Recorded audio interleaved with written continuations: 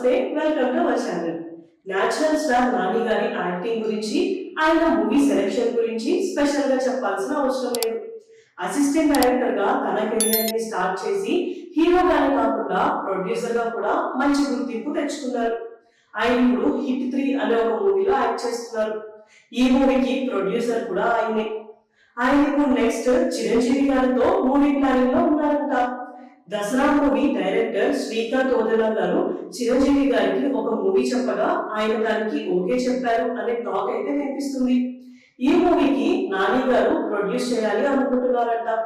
Normal గా చిరంజీవి గారిని ఒక మూవీ స్టోరీ చెప్పి ఒప్పించడం చాలా కష్టం.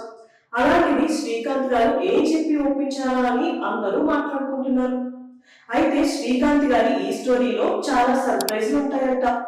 నాని గారు కూడా ఈ మూవీలో యాక్ట్ చేస్తున్నారు అని చెప్పి చిరంజీవి గారిని ఒప్పించారు అని తెలుస్తుంది.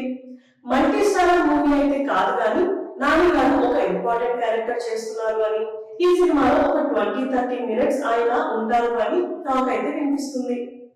చిరంజీవి గారిని ఇన్స్పిరేషన్ గా తీసుకొని ఇండస్ట్రీలోకి వచ్చారు అని నాని గారు చాలా సందర్భాల్లో చెప్పారు.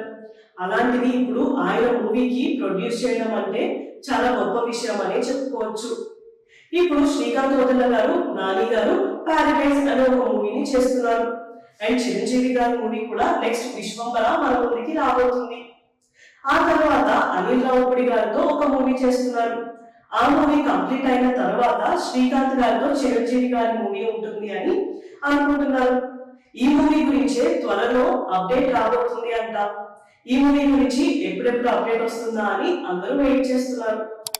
ఇలాంటి వీడియోస్ కోసం మా ఛానల్ ని సబ్స్క్రైబ్ చేసుకోండి. Thank you for watching.